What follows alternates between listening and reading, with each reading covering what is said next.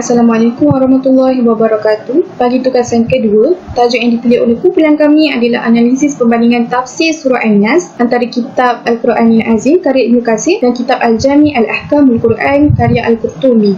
Saya Nordania binti Muhammad Azlan dan ahli kumpulan saya Aini Sofia binti Nazri, Nur Faizah binti Muhammad Muhtar dan juga Nurul Awati binti Amran. Baik, jadi tanpa membuang masa, saya akan menerangkan abstrak. Tajuk penulisan ini adalah analisis perbandingan tafsir surah An-Nas antara kitab Al-Quranil Azim karya Ibnu Katsir dan juga kitab Al-Jami' Al-Ahkamul Quran karya Al-Qurtubi.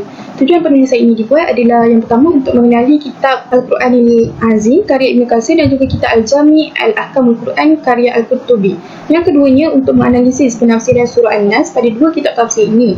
Yang ketiganya untuk mengenal pasti metodologi penafsiran bagi kedua-dua kitab tafsir ini. Dan yang keempat adalah untuk melihat perbandingan penafsiran antara kedua kitab tersebut. Metodologi kajian yang kami gunakan adalah kajian perpustakaan. Hasilnya dapat dilihat kedua-dua kitab tafsir ini menggunakan metodologi penafsiran yang sama, iaitu corak tafsir bil maksud dan tafsir bil ra'yi dalam menafsirkan surah An-Nas. Walau bagaimanapun, terdapat sedikit perbezaan yang dapat dilihat pada kedua-dua kitab tafsir ini dalam menafsirkan surah An-Nas. Contohnya dari segi bahasa, riwayat Israiliyat dan juga kaedah pemfokusan dalam penafsiran. Okey, kita mula dengan pengenalan, iaitu kebanyakan umat Islam ini merasa rendah diri kerana kurang memahami sepenuhnya makna Al-Quran. Beberapa batasan antara mereka ni, mereka tidak memahami bahasa Arab itu sendiri. Jadi bagaimana mereka nak menafsirkan ayat tersebut, sebab Al-Quran tu turun dalam bahasa Arab. Jadi kita sebagai orang Melayu ataupun orang lain yang selain berbangsa Arab agak sukar untuk menafsirkan bahasa Arab, kecuali kalau Al-Quran tu ditafsirkan dengan bahasa ibunda mereka sendiri yang mudah difahami. Okey, selain itu, kitab tafsir dan terjemahan Al-Quran adalah pilihan lain bagi ummah untuk terus memahami makna-makna yang tersirat dalam Al-Quran. Okey, pengenalan kitab Ibnu Katsir ni, nama Ibnu Katsir yang sebenar adalah Ismail bin Katsir, iaitu seorang ahli muhadis, faqih, mufassir dan sejarah Islam. Beliau ni dikenali sebagai Ibnu Katsir. Yang kedua, tafsir Al-Quran Al-Azim lebih dikenali dengan tafsir Ibnu Katsir ni adalah satu tafsir klasik yang dikaryakan oleh Ibnu Katsir. Yang ketiga adalah ringkasan tafsir yang lebih awal yang dikaryakan oleh At-Tabari, iaitu tafsir At-Tabari. Tafsir Ibnu Katsir ni telah diterjemahkan kepada pelbagai bahasa untuk orang lain ni mudah memahami tafsir Ibnu Katsir. Selain itu, kitab tafsir Ibnu Katsir juga menjadi rujukan kedua setelah kitab tafsir At-Tabari. Okey, seterusnya kita akan ke pengenalan kitab Al-Qurtubi pula. Al-Jami' lil Ahkam Al-Quran wa Mubayyin lima Lamanah Minal Sunnah wa Al-Furqan oleh Imam Qurtubi ni adalah salah satu kitab tafsiran yang paling hebat. Buku ini kitab tafsir yang paling lengkap yang membincangkan soal fiqh, iaitu fiqh lah. Okey, di dalam mukadimah ni, kitab tafsir ni, Imam Qurtubi menyatakan perkara yang menyebabkan beliau ingin menulis tafsir ini adalah berkata Imam Qurtubi, dan aku menulis sebagai peringatan buat diriku dan sebagai bekalan untuk alam kuburku dan sebagai amal soleh selepas kematianku. Okey, seterusnya kita ke permasalahan kajian. Okey, yang pertama, permasalahan kajian ini dilakukan dalam kajian ilmiah ini adalah, yang pertama adalah kita mengenali apakah kandungan-kandungan dekat dalam kitab yang dikaryakan oleh Ibnu Katsir serta Al-Qurtubi. Yang kedua, kita menganalisis penafsiran surah An-Nas mengikut kitab Al-Quran Al-Azim karya Ibnu Katsir dan kitab Al-Jami' Al-Ahkam Al-Quran karya Al-Qurtubi. Yang ketiga, kita mengetahui apakah metodologi penafsiran surah An-Nas dalam kitab Quran karya Ibnu Katsir dan kitab Al-Jami' Al-Ahkam ni karya Al-Qurtubi. Kita ni nak tahu macam mana kitab daripada Ibnu Katsir ini menterjemah surah An-Nas, dan bagaimana kitab daripada Al-Qurtubi ni menjelaskan metodologi penafsiran daripada surah An-Nas tersebut. Okey, yang keempat adalah membuat perbandingan penafsiran kitab Al-Quran Al-Azim karya Ibnu Katsir dan kitab Al-Jami' Al-Ahkam karya Al-Qurtubi. Jadi kita membuat perbandingan antara kitab yang dibuat oleh Ibnu Katsir dan kitab yang dikaryakan oleh Al-Qurtubi. Kita membuat perbandingan ataupun persamaan yang ada dekat dalam kitab-kitab tersebut. Okey, seterusnya kita lihat kepada objektif kajian. Okey. Objektif kajian ini memaparkan analisis perbandingan tafsir surah Al-Nas antara kitab-kitab Al-Quran Al-Azim itu karya Ibnu Kathir dan kitab Al-Jami'ah Al-Ahkam Al-Quran karya Al-Qurtubi. Dan kedua, mengenal pasti perbandingan kitab tafsir Al-Quran Al-Azim karya Ibnu Kathir dan kitab Al-Jami'ah Al-Hakam Al-Quran karya Al-Qurtubi dalam surah Al-Nas. Ketiga, mengkaji metodologi penafsiran antara surah Al-Nas pada dua kitab tafsir iaitu Al-Quran Al-Azim karya Ibnu Kathir dan kitab Al-Jami' Al-Ahkam Al-Quran karya Al-Qurtubi. Dan keempat, mengetahui perbezaan surah Al-Nas antara kedua-dua kitab tafsir iaitu Al-Quran Al-Azim karya Ibnu Kathir dan kitab Al-Jami'ah Al-Ahkam Al-Quran karya Qurtubi. Bagi kepentingan kajian, terdapat beberapa kepentingan kajian bagi penulisan ini. Antaranya adalah yang pertama, dengan adanya penulisan ini, pembaca dapat mengenali kitab Al-Quran Al-Azim karya Ibnu Kathir dan juga kitab Al-Jami' Al-Ahkam Al-Quran karya Al-Qurtubi. Yang keduanya, dengan adanya penulisan ini, pembaca dapat memerhatikan analisis penafsiran surah An-Nas mengikut kitab Al-Quran Al-Azim karya Ibnu Kathir dan juga kitab Al-Jami' Al-Ahkam Al-Quran karya Al-Qurtubi. Yang ketiga, dengan adanya penulisan ini, pembaca dapat mengetahui metodologi penafsiran surah An-Nas dalam kitab Al-Quran Al-Azim karya Ibnu Kathir dan juga kitab Al-Jami' Al-Ahkam Al-Quran karya Al-Qurtubi. Dan yang keempat, pembaca dapat membanding beza penafsiran antara kitab Al-Quran Al-Azim karya Ibnu Kathir dan juga kitab Al-Jami' Al-Ahkam Al-Quran karya Al-Qurtubi. Bagi skop kajian pula, terdapat dua skop kajian dalam penulisan ini. Yang pertamanya, kajian ini terbatas kepada mahasiswa yang beragama Islam dan keduanya, kajian ini terbatas kepada masyarakat dalam usaha untuk menghayati ilmu tafsir Al-Quran. Seterusnya adalah metodologi kajian. Metodologi kajian yang digunakan untuk penulisan ini adalah kajian perpustakaan. Kami telah berkunjung ke dua perpustakaan untuk mengumpul data untuk penulisan ini. Antaranya adalah Perpustakaan Daerah Kuala Langat dan yang keduanya Perpustakaan Raja Tun Udin Perbadanan Perpustakaan Awang Selangor. Seterusnya adalah sistematika penulisan. Penulisan ini mengandungi 6 bab. Bagi bab yang pertama, penulis akan menerangkan sedikit berkenaan abstrak, pengenalan, permasalahan kajian, persoalan kajian, objektif kajian, kepentingan kajian, batasan kajian dan juga ulasan penulisan kepada pembaca supaya pembaca ni dapat gambaran secara menyeluruh berkaitan segala komponen yang digunakan dalam penghasilan penulisan ini. Pada bab yang kedua pula, pembaca akan terlebih dahulu didedahkan dengan pengenalan berkaitan kitab tafsir iaitu kitab Al-Quran Al-Azim karya Ibnu Kathir dan juga kitab Al-Jami' Al-Ahkam Al-Quran karya Al-Qurtubi dari segi penulis, ciri-ciri dan juga keistimewaan dan sebagainya. Pada bab yang ketiga pula, penulis akan membawa pembaca kepada analisis penafsiran surah An-Nas mengikut kitab iaitu kitab Al-Quran Al-Azim karya Ibnu Kathir dan juga kitab Al-Jami' Al-Ahkam Al-Quran karya Al-Qurtubi. Seterusnya, pada bab yang keempat pula, penulis akan menumpukan terhadap data yang diperoleh daripada kajian perpustakaan iaitu berkaitan metodologi penafsiran bagi kitab tafsir Ibnu Kathir dan kitab tafsir Al-Qurtubi.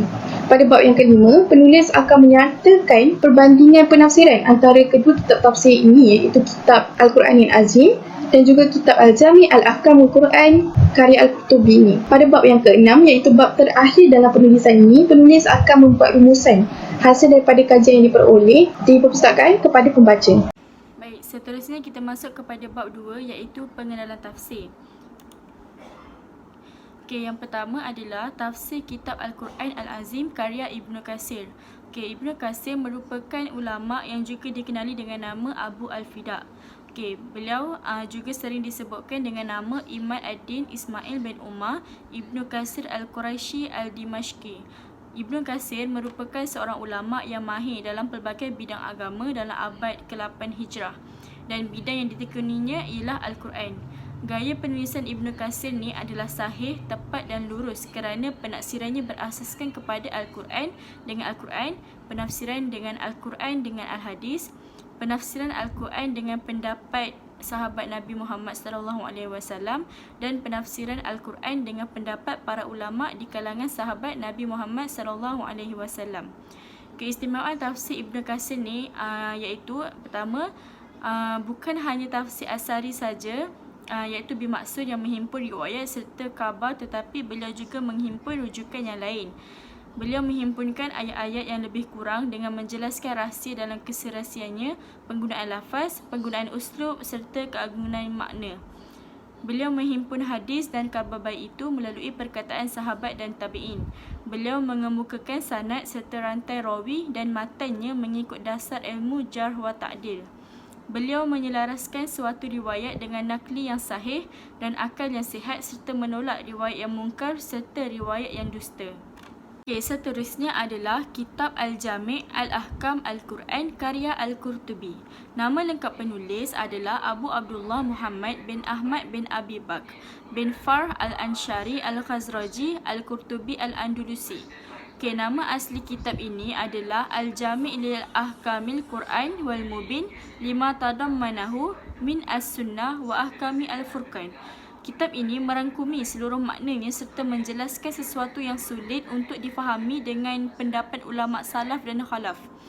Dan kitab ini fokus pada kajian tafsir Al-Qurtubi iaitu pada istinbat hukum fiqh. Okay, keistimewaan kitab Al-Jami' Al-Ahkam Al-Quran karya Al-Qurtubi ini adalah yang pertama, beliau akan membandingkan antara semua pendapat tersebut dan menilai manakah pendapat yang paling rajih ataupun sahih. Dan yang kedua, penilaian beliau tidak terkesan langsung dengan sifat taksub pada mana-mana mazhab, terutamanya mazhab Maliki. Yang ketiga, beliau sangat tegas dalam memasukkan sesuatu yang tidak ada sandarannya dalam agama Islam. Dan yang terakhir, tafsir Al-Qurtubi adalah salah satu kitab tafsir yang jarang mempunyai kisah-kisah Islam. Seterusnya kita masuk kepada bab yang ketiga, iaitu analisis perbandingan tafsir surah Al-Nas daripada kitab Al-Quran Al-Azim karya Ibnu Kathir dan kitab Jami'ah Al-Ahkam Quran karya Al-Qurtubi. Jadi kita lihat kepada iaitu analisis perbandingan tafsir surah An-Nas daripada kitab Al-Quran Azim daripada karya Ibnu Kathir. Qul a'udzu birabbin nas, yang bermaksud aku berlindung kepada Tuhan yang memelihara dan menguasai manusia. Okey, itu bagi ayat yang pertama, dari mana ia menunjukkan bahawa karya Ibnu Kathir ni mengatakan bahawa Tuhan yang layak disembah melainkan Allah SWT. Oleh kerana setiap manusia ni dia perlu meminta perlindungan kepada Allah daripada gangguan jin dan syaitan. Jadi disebabkan itu kita sebagai manusia harus meminta perlindungan kepada Allah supaya dijauhkan daripada perkara-perkara yang dapat mengganggu manusia lah, seperti syaitan. Jadi dalam hal ini dia membicarakan berkaitan tentang gangguan yang berlaku terhadap seseorang hamba itu. Jadi walaupun hasutan itu daripada syaitan, kan, kita sebagai manusia boleh mengawalnya, kan, sama ada kita ni nak mengikuti ataupun tidak hasutan syaitan. Cumanya Allah pun telah memberi peringatan supaya kita ni jangan mengikuti keburukan. Okey, maksudnya apa, kalau kita nak melakukan kejahatan, jangan sesekali kita melakukan kejahatan lah yang dapat sehingga melalaikan diri kita. Jadi bila melalaikan diri seseorang manusia itu, jadi mudah untuk syaitan itu menghasut hamba seseorang manusia itu. Jadi disebabkan itulah Allah SWT mengajar kita untuk sentiasa meminta pertolongan kepadanya, untuk meminta perlindungan terhadap diri kita, dan dalam masa sama dapat menjadikan kekuatan dalam diri seseorang manusia itu menjadi lebih bertakwa kepada Allah Subhanahu Wa Taala. Seperti dalam kitab sahih disebutkan bahawa Rasulullah sallallahu alaihi wasallam bersabda, ma minkum min ahadin illa qad wa kulli ma'in qarinatun, iaitu tiada seorang pun dari kamu melainkan telah ditugaskan terhadapnya qarin, iaitu teman syaitan yang mendampingi. Maka maka mereka bertanya, juga termasuk engkau ya Rasulullah. Lepas tu Rasulullah pun menjawab, na'am illa an Allah a'nani alaihi fa'aslama fala yamruhuni illa bi khair. Itu ya Allah yang dapat membantu dalam menghadapinya, akhirnya ia masuk Islam, maka ia tidak memerintahkan kepada aku kecuali hanya kebaikan. Dan dalam kitab sahih pun disebutkan, iaitu dari Anas, tentang Safiyah, kunjungan Safiyah kepada Rasulullah SAW, yang di mana di saat beliau keluar bersamanya di malam hari itu untuk menghantar pulang ke rumah. Kemudian Rasulullah ni bertemu dengan dua orang lelaki di kalangan Ansar ni, dan Rasulullah SAW pun ketika mereka melihat Rasulullah SAW, mereka pun bergegas dengan cepat. Dan Rasulullah SAW ni bersabda, "Perlahanlah kamu berdua, sesungguhnya ia adalah Safiyah binti Huyayyin." Di mana waktu ketika Safiyah ingin pulang ke rumah pada waktu malam, jadi dua orang lelaki Ansar ni mengikuti dia dari belakang. Jadi Nabi dan mereka, ketika mereka nak melihat Nabi ni, mereka cepat-cepat bergegas. Pergilah kerana takut diketahui oleh Rasulullah SAW. Jadi Rasulullah SAW pun nampak, dan Rasulullah SAW pun berkata, "Perlahanlah kamu berdua, sesungguhnya ia adalah Safiyah binti Huyayyin." Maka keduanya pun berkata, "Subhanallah ya Rasulullah." Dan Rasulullah pun bermaksud, sesungguhnya syaitan itu mengalir dalam tubuh anak Adam melalui aliran darah, dan sesungguhnya aku merasa khawatir apabila dilemparkan suatu prasangka buruk ke dalam hati kamu berdua. Jadi kat sini kita dapatlah yang syaitan itu dia seperti dia boleh memasukkan belalai di dalam hati anak Adam. Dan bila kita ingin melakukan sesuatu perkara keburukan, jadi lebih mudah untuk syaitan menghasut. Seterusnya kita lihat kepada min syarril waswasil khannas, itu bermaksud syaitan yang biasa bersembunyi. Itu surah An-Nas ayat yang keempat, di mana Said bin Ibnu Jubair mengatakan dari Ibnu Abbas, iaitu semua syaitan yang menetap di dalam hati manusia. Jadi apabila manusia ni lalai, maka lebih mudah untuk syaitan memberikan bisikan. Jadi bila manusia sentiasa berzikir kepada Allah SWT, maka syaitan ni pun akan bersembunyi. Jadi hal ini diperkatakan oleh Mujahid dan Qatadah Al-Mutamir Ibnu Sulaiman. Dia meriwayatkan dari ayahnya bahawa dia pernah menceritakan sesungguhnya syaitan yang banyak menggoda hati anak Adam ialah ia akan merasa perasaan yang syaitan akan menimpakan kepada seseorang anak Adam tu perasaan sedih, kecewa dan sebagainya. Jadi daripada perasaan inilah sedih, kecewa dan perasaan yang gembira. Jadi tetapi apabila seseorang itu, manusia itu mengingati Allah, maka syaitan akan merasa ketakutan dan akan bersembunyi. Itulah yang telah diriwayatkan daripada Ibnu Abbas. Sebab kita tahu yang syaitan itu ialah seorang penggoda. Jadi dia akan menggoda anak-anak cucu Adam sehingga hari kiamat. Jadi kita sebagai seorang manusia ataupun sebagai seorang orang Islam kan, terutamalah orang Islam, kita kalau dalam apa sahaja yang kita nak buat keburukan, kita sentiasalah mengingati Allah, okay, sentiasa meminta pertolongan. Jadi daripada surah An-Nas ini adalah surah yang sangat baik yang kita boleh amalkan, dari kita nak mengelakkan daripada timbulnya perasaan ingin membuat kejahatan, seperti di dalam potongan ayat yang keempat surah An-Nas itu, min syarril waswasil khannas, ini dalam karya Ibnu Kathir.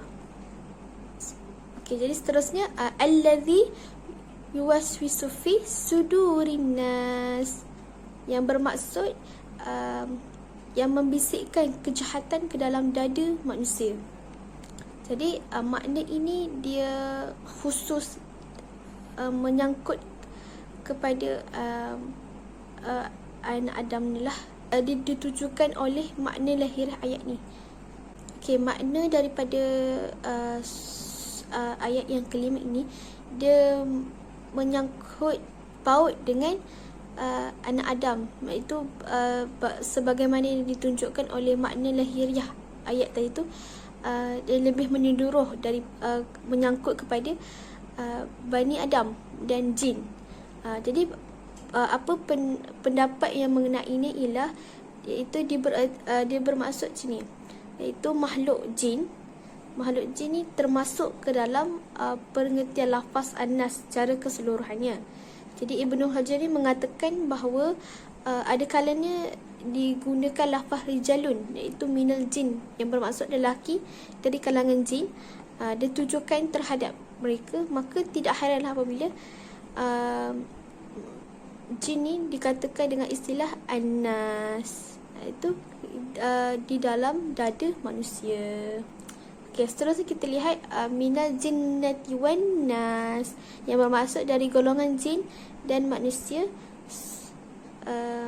Ini dapat diperincikan dalam firman-Nya, maksud yang membisikkan kejahatan ke dalam dada manusia. Kemudian dijelaskan oleh firman Allah berikutnya dari golongan jin dan manusia, surah An-Nas yang ke-6.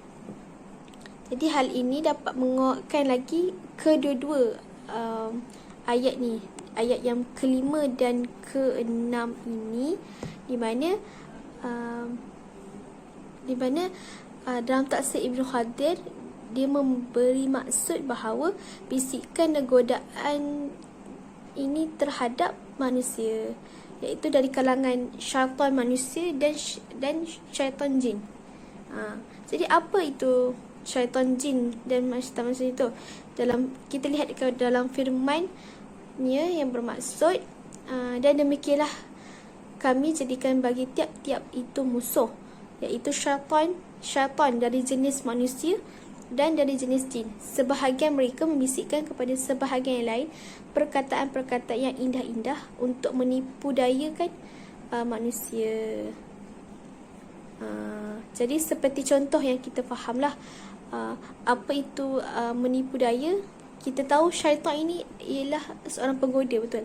Jadi bila dia seorang penggoda, dia pandai membuta-belikkan, membuat helah, tipu helah untuk menarik perhatian manusia ni untuk terjerumus dalam kelalaian dan kemaksiatan. Kita masuk kepada analisis perbandingan tafsir kitab Al-Jami' Al-Ahkam Al-Quran karya Al-Qutubi, iaitu pertama, Qul a'udzu birabbin nas. Untuk ayat pertama bermaksud aku berlindung kepada Tuhan yang memelihara dan menguasai manusia.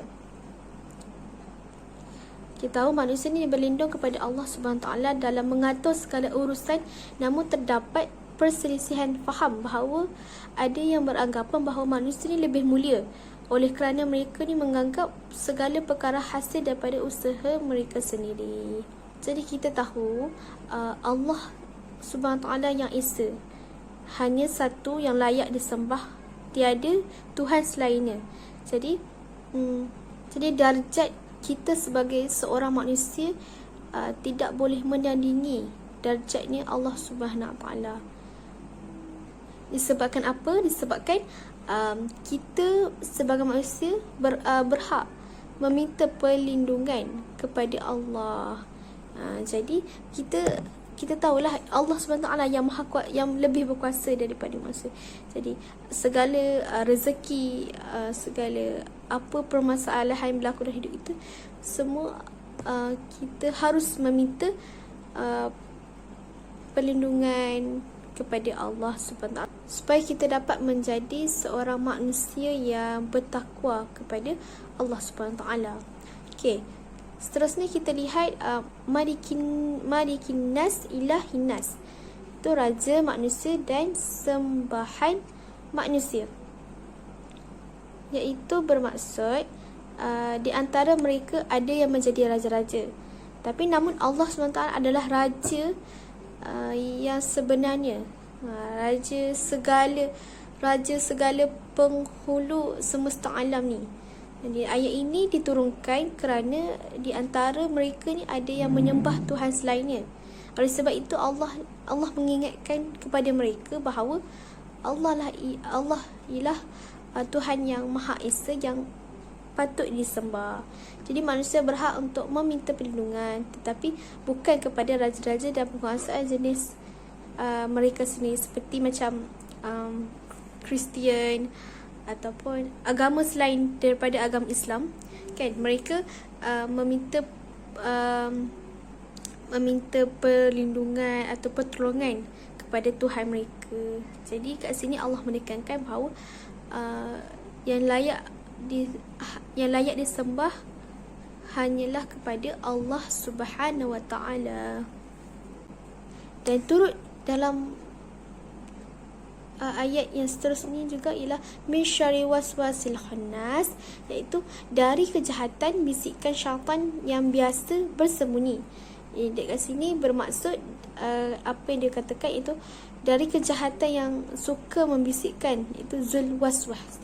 Dengan makna seperti ini, maka apa yang kita dapat simpulkan bahawa mudhaf atau yang seharusnya disebutkan dalam perkataan waswas. Jadi perkataan waswas ini ialah jiwa lah, bisikan jiwa syaitan kepada dada manusia, kepada dalam diri manusia. Dan seterusnya al-waswasil khannas, itu salah satu perkataan ini yang diriwayatkan perceritaan berkaitan anak iblis ni diberi kepada Hawa, menyerahkan kepada Hawa untuk dijaganya. Lalu kita lihat yang pertama, iblis ni berkata kepada Hawa tu, asuhlah anak ini. Setelah iblis pergi, datanglah Nabi Adam. Yang ketika Nabi Adam melihat anak itu, ia berkata, wahai Hawa, apakah ini? Kerana Nabi Adam ketika itu sangat terkejut. Lalu Hawa pun menjawab, musuh kita yang menitipkan anak ini, ia memintaku untuk mengasuhnya. Lalu Nabi Adam berkata, bukankah aku telah memberitahukan kepadamu, janganlah kamu sekali menuruti permintaannya. Dialah yang terjebak kita dalam perbuatan maksiat yang kita lakukan sebelumnya. Lalu dengan geram Nabi Adam meraih anak tersebut dan memotongnya hingga 4 bahagian. Dek kerana Nabi Adam ni sangat marah dengan iblis ni. Jadi selepas sahaja pada hari semalam yang Nabi Adam memotong anak iblis itu, datanglah iblis menghadap Hawa dan dia menyanyikan kepada Hawa berkaitan dengan anaknya. Jadi Hawa pun menjelaskan apa yang terjadi dan dia memberitahu kepada iblis itu apa yang dilakukan oleh Nabi Adam. Lalu iblis pun berteriak memanggil anaknya, wahai Khanas. Maka anak itu pun hidup kembali dan menjawab panggilan ayahnya. Jadi setelah itu iblis pun menyerahkan anak itu lagi kembali kepada Hawa dan iblis berpesan, asuhlah anak ini. Dan mana ketika Nabi pulang ke rumah Nabi Adam ni melihat anak iblis itu kembali ke rumahnya, dan Nabi Adam pun bertanya kepada Hawa. Ketika Nabi Adam kembali ke rumahnya untuk bertemu dengan Hawa, alangkah terkejutnya Nabi Adam dia melihat anak itu kembali ada di rumahnya. Jadi tanpa dia bertanya kepada Hawa, Nabi Adam terus membakar anak itu di atas kayu yang dibakarnya. Kemudian ia membawa abu bekas pembakaran itu ke laut dan menebarkannya di sana. Jadi keesokan harinya iblis pun datang kembali untuk melihat anak yang dijaga oleh Hawa. Jadi Iblis berkata, "Wahai Hawa, di manakah anakku?" Lalu Hawa pun memberitahu apa yang dilakukan oleh Nabi Adam. Jadi Iblis pun segera pergi ke laut dan berteriak memanggil anaknya, "Wahai Hanas."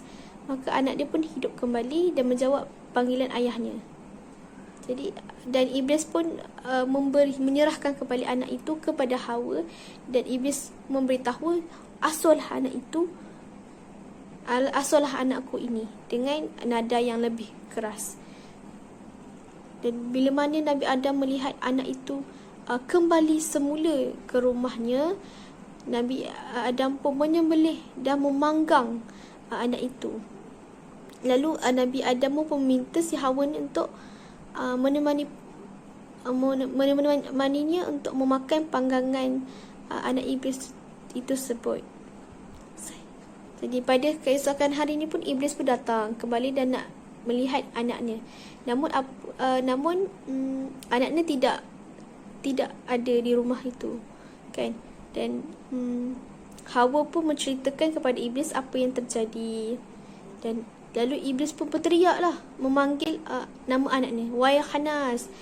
Maka bahagian-bahagian anak itu pun keluar dari perut Nabi Adam dan perut Hawa, dan hidup kembali dan menjawab panggilan ayahnya lah.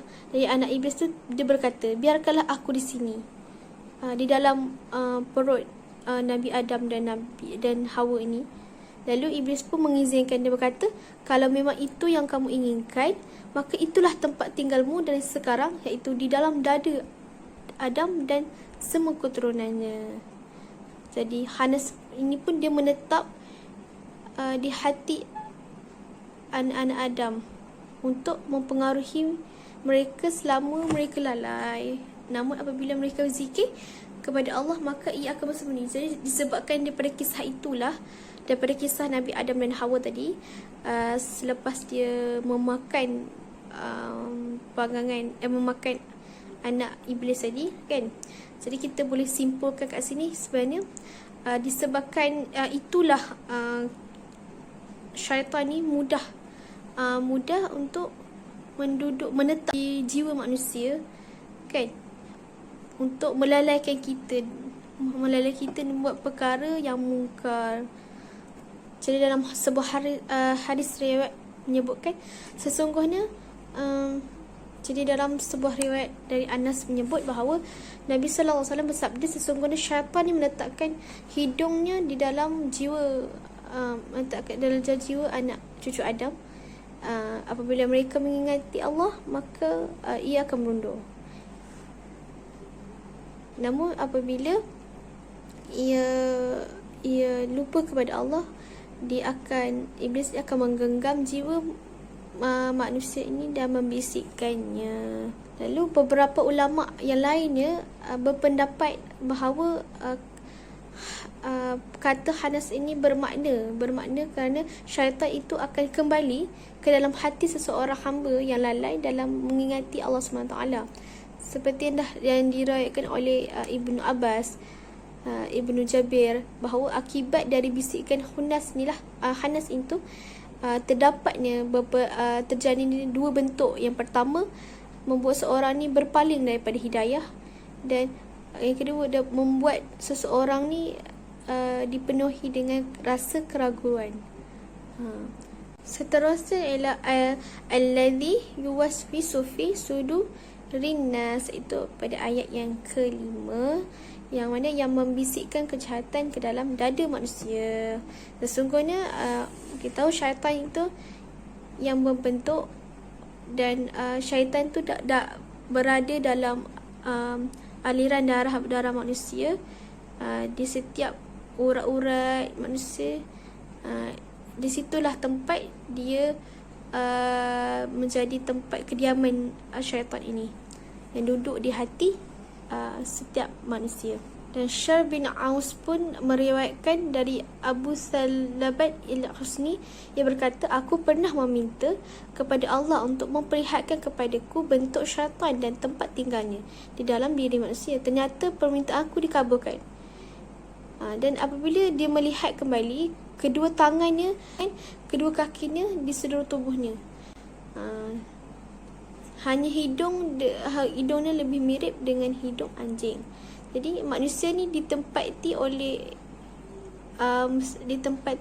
mengingatilah Allah, maka syaitan ni akan mudahlah dan membalikkan badannya. Dan jika manusia tersebut tidak mengingati Allah, maka syaitan akan sentiasa berada dalam hati manusia. Dari apa yang kita dapat simpulkan bahawa syaitan ni dia dapat tinggal dalam setiap bahagian tubuh manusia. Maka syaitan ni, bisikan syaitan ni lah yang dapat memberi ajakan manusia untuk melakukan kejahatan dan tidak taat kepada suruhan Allah Subhanahu Wa Taala. Dan seterusnya, minal jinnati wan nas, iaitu ayat yang ke-6. Ayat ini dibahas dari satu masalah, iaitu pada ayat Allah memberitahu bahawa bisikan-bisikan itu berasal dari golongan manusia. Jadi Al-Hasan mengatakan bahawa kedua-dua golongan itu dapat menjadi syaitan, sama ada bisikan syaitan dari golongan jin disampaikan ke dalam dada manusia, atau bisikan syaitan dari golongan manusia disampaikan secara terang-terangan. Seterusnya adalah bab yang keempat, iaitu metodologi penafsiran. Saya akan menerangkan metodologi penafsiran surah An-Nas daripada kitab Al-Quranil Azim karya Ibnu Katsir. Berdasarkan analisis yang diperoleh, terdapat dua metodologi penafsiran yang digunakan oleh Ibnu Katsir ketika menafsir surah An-Nas ini, iaitu metodologi tafsir bil maksud dan juga tafsir bil ra'i. Metodologi penafsiran bil maksud bermaksud Ibnu Katsir ini menafsirkan ayat daripada surah An-Nas ini menggunakan ayat Al-Quran yang lain. Selain itu, beliau turut menafsirkan ayat-ayat daripada surah An-Nas ini menggunakan hadis Rasulullah SAW dan juga pendapat daripada para sahabat dan juga tabi'in, ulama-ulama tabi'in.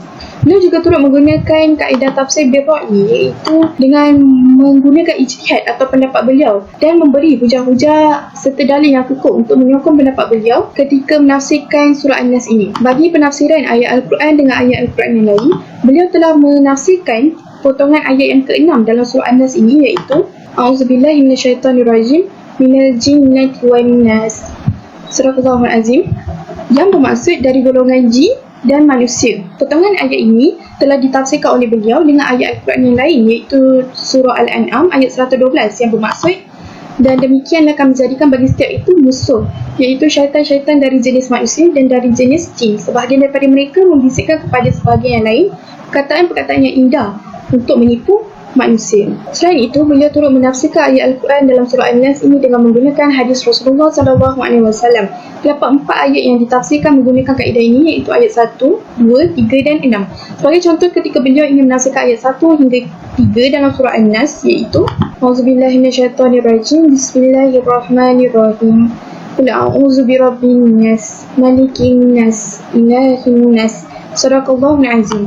Maksudnya, katakanlah, aku berlindung kepada Tuhan yang memelihara dan menguasai manusia, Raja manusia, sembahan manusia. Baik, jadi ketika beliau menafsirkan ayat ini, beliau telah mengemukakan hadis sahih daripada Rasulullah SAW.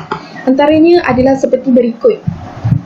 Imam Ahmad berkata, telah memberitahu kami Abu Bakar Al-Hanafi, telah memberitahu kami Abu Ad-Dahab bin Ibn Usman dari Said Al-Mukhbari dari Abu Hurairah radhiyallahu anhu yang mengatakan bahawa Rasulullah SAW telah bersabda, In ahadukum idza kana fil masjid ja'ahu syaitan fa absa bihi kama yabsu ar-rajul bidabbati fa idza sakana lahu zanaquhu aw aljamahu.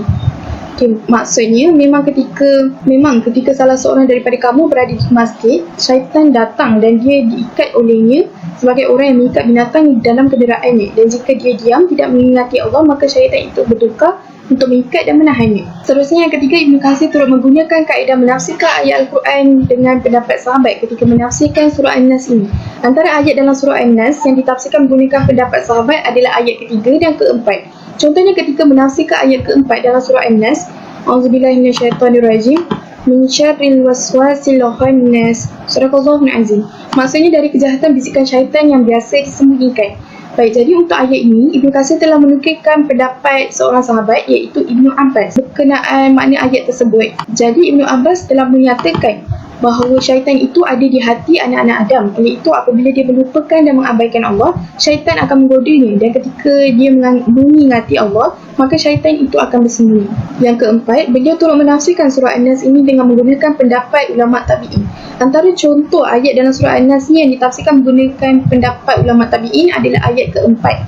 Ketika menafsirkan ayat keempat dalam surah An-Nas ini, iaitu A'udzubillahi minasyaitonirrajim min syarril waswasil khannas. Sadaqallahul azim. Maksudnya dari kejahatan bisikan syaitan yang biasa disembunyikan. Bagi ayat ini, beliau telah menyatakan pandangan daripada beberapa ulama tabi'in berkenaan makna ayat tersebut. Antaranya adalah seperti Mujahid, Qatadah, Al-Mu'tamir bin Sulaiman dan sebagainya. Sebagai contoh, Al-Mu'tamir Ibn Sulaiman menyatakan seperti berikut. Sesungguhnya syaitan yang banyak menggoda itu selalu meniup hati anak Adam ketika ia sedang bersedih hati dan juga ketika sedang senang hati. Tapi apabila ia sedang ingat kepada Allah, maka syaitan bersembunyi ketakutan. Bagi pendekatan tafsir Birra'i pula, beliau telah menggunakan pendekatan ijtihad dan memberikan pandangan beliau ketika menafsirkan surah An-Nas ini. Misalnya ketika beliau menafsirkan ayat pertama sehingga ketiga dalam surah An-Nas, beliau turut menyatakan bahawa ayat pertama sehingga ayat ketiga ini adalah merupakan sebahagian daripada sifat-sifat Allah Subhanahu Wa Taala, iaitu rububiyah, ilmu dan uluhiyah. Beliau juga turut menyatakan Allah Subhanahu Wa Taala merupakan Tuhan segala sesuatu yang layak disembah oleh semua makhluk. Allah Subhanahu Wa Taala juga yang mencipta sekalian alam dan semua makhluk. Oleh itu, semua makhluk adalah miliknya dan menjadi hamba-Nya. Semua makhluk seharusnya memohon perlindungan daripada Allah Subhanahu Wa Taala daripada syaitan khannas, iaitu syaitan yang menggoda manusia, kerana syaitan ini akan menghasut makhluk untuk mengikutinya dan melakukan kemungkaran. Syaitan ini juga tidak akan berputus asa dan akan sentiasa menghasut umat manusia ke lembah kesesatan. Okey, yang seterusnya adalah saya akan menerangkan tentang metodologi penafsiran surah An-Nas dari kitab Al-Jami' Al-Ahkam Al-Quran karya Al-Qurtubi. Di sini menggunakan dua kaedah, iaitu tafsir Birra'i dan tafsir Bimaksur. Okey, kita ke tafsir Bimaksur, iaitu metodologi menafsirkan Al-Quran itu dengan ayat Al-Quran yang lain. Okey, beliau telah menafsirkan dua ayat menggunakan kaedah ini, antaranya ayat ke-4 dan ayat ke-6 daripada surah An-Nas. Bagi penafsiran ayat keempat, maksud khannas bermaksud yang bersembunyi ini juga ditafsirkan menggunakan surah At-Takwir ayat ke-15 yang mengatakan Al-Khunnas ni adalah sebahagian daripada binatang. Juga kerana binatang sering bersembunyi dan tidak Okey, yang seterusnya penafsiran ayat Al-Quran dengan ayat Al-Quran yang lain. Ni di ayat yang ke-6. Maksud potongan ayat ke-6 surah An-Nas iaitu minal jinnati wan nas, yang bermaksud dari golongan jin dan manusia. Potongan ayat ini ditafsirkan beliau menggunakan ayat Al-Quran yang lain, iaitu surah Al-An'am pada ayat 112, iaitu yang bermaksud dan demikianlah kami jadikan bagi tiap-tiap itu musuh, iaitu syaitan-syaitan dari jenis manusia dan dari jenis jin. Sebahagian mereka membisikkan kepada sebahagian yang lain perkataan-perkataan yang indah untuk menipu manusia. Beliau juga menafsirkan ayat ke-6 surah An-Nas ni dengan ayat yang lain, iaitu pada surah Al-Jin ayat ke-6 yang bermaksud dan sesungguhnya ada beberapa orang lelaki dari kalangan manusia yang meminta perlindungan kepada beberapa orang lelaki dari jin, tetapi mereka, yakni jin, menjadikan mereka manusia ini untuk bertambah sesat. Seterusnya, Al-Qurtubi ni menafsirkan ayat Al-Quran iaitu surah An-Nas ini dengan menggunakan hadis Rasulullah SAW. Antaranya pada ayat yang ke-4 dan ke-5. Okay, yang pertamanya ketika menafsirkan ayat ke-4 daripada surah An-Nas ini iaitu min syarril waswasil khannas, maksudnya dari kejahatan bisikan-bisikan syaitan yang bersembunyi. Beliau telah menyatakan satu hadis ketika menafsirkan ayat ke-4 ini yang berbunyi seperti sesungguhnya syaitan meletakkan hidungnya di dalam kalbu anak cucu Adam. Apabila mereka mengingati Allah, maka akan mundur. Namun jika mereka melupakan Allah, maka ia akan menenggelamkan kalbu mereka dan membisikkannya. Selain itu, daripada Abu Hurairah juga menyebut bahawa Nabi Muhammad SAW ni pernah bersabda yang bermaksud sesungguhnya Allah akan mengampuni apa yang terbisik di dalam hati mereka sebelum mereka melakukannya ataupun membicarakannya. Okey, seterusnya menafsirkan ayat Al-Quran ini dengan hadis Rasulullah pada ayat yang kelima daripada surah An-Nas, iaitu allazi yuwaswisu fi sudurin nas. Maksudnya yang membisikkan kejahatan ke dalam dada manusia. Ketika menafsirkan ayat ini, beliau telah menukilkan satu hadis yang sahih dalam penafsiran beliau, iaitu Rasulullah sallallahu alaihi wasallam pernah bersabda yang bermakna sesungguhnya syaitan itu mengalir di aliran darah setiap anak cucu Adam, daripada hadis Bukhari. Okey, seterusnya Imam Al-Qurtubi ini juga menafsirkan surah An-Nas menggunakan pendapat-pendapat daripada para sahabat. Ketika menafsirkan ayat keempat daripada surah An-Nas yang berbunyi min syarri waswasil khannas, maksudnya dari kejahatan dan bisikan-bisikan yang bersembunyi. Al-Qurtubi ini telah menyatakan pendapat salah seorang sahabat Nabi Muhammad SAW dalam kitab tafsirnya. Ibnu Abbas pernah berkata, apabila seorang hamba mengingati Allah di dalam hatinya, maka syaitan itu akan pergi. Namun jika ia lalai, maka syaitan akan menyerang hatinya dengan membisikkan dan memberinya angan-angan yang indah. Okay, itu adalah penafsiran Ibnu Qurtubi menggunakan pendapat daripada sahabat-sahabat Nabi Muhammad SAW. Okey, yang seterusnya menafsirkan ayat Al-Quran ini dengan pendapat-pendapat tabi'in. Al-Qurtubi turut menggunakan kaedah menafsirkan ayat Al-Quran ini dengan pendapat tabi'in seperti Qatadah, iaitu Ibrahim At-Taimi, Abdul Rahman bin Aswad, Syar bin Hashbah, Muqatil dan banyak lagi. Sebagai contoh, ketika menafsirkan maksud perkataan khannas yang terdapat dalam surah An-Nas ni, ayat keempat, beliau telah memberi pendapat daripada Qatadah, iaitu syaitan yang memiliki hidung yang sama dengan anjing. Hanya saja syaitan ini mendengus di dalam dada manusia. Apabila manusia itu lalai, maka ia akan membisik-bisikkan. Namun jika mereka mengingati Allah, maka ia akan melarikan diri. Jadi kalau Qatadah ni menafsirkan ayat tersebut khannas ni dengan dia kata syaitan ni memiliki hidung yang sama dengan hidung anjing. Bila kita lupa, dia akan membisikkan kata-kata kepada kita. Bila kita ingat Allah, maka dia akan melarikan diri daripada kita. Okey, kaedah yang seterusnya iaitu kaedah biroi. Beliau menggunakan kaedah dan ijtihad beliau dalam menafsirkan surah An-Nas. Misalnya ketika menafsirkan ayat ke-6 daripada surah An-Nas ni, ayatnya berbunyi minal jinnati wan nas, maksudnya daripada golongan jin dan daripada golongan manusia.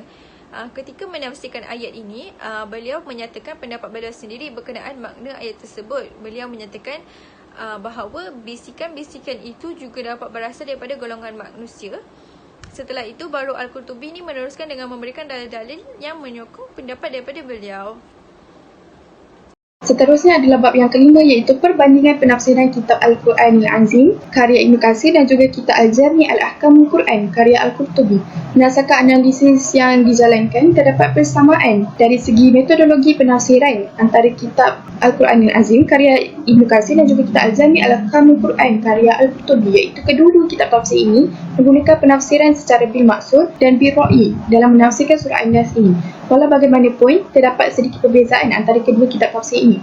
Ini kerana sudah tentu setiap penafsir ini mempunyai cara dan cita rasa tersendiri dalam menyampaikan penafsiran bagi satu-satu ayat supaya pembaca mereka dapat faham apa yang disampaikan oleh mereka dalam kitab tafsir mereka. Antara perbezaan yang dapat dilihat adalah dari segi bahasa. Dalam menafsirkan surah An-Nas ini, kitab Al-Jami' Al-Ahkam Al-Quran yang dikarang oleh Al-Qurtubi dapat dilihat banyak memerhatikan dan menyatakan aspek i'rab perkataan. Misalnya, ketika menafsirkan makna bagi ayat keempat dalam surah An-Nas, iaitu perkataan al-waswasah. Dalam kitab tafsir Al-Qurtubi, beliau menyatakan i'rab bagi perkataan ini, iaitu perkataan ini menggunakan baris fathah pada huruf waw dan memiliki makna isim, iaitu kata muwaswis, bisikan.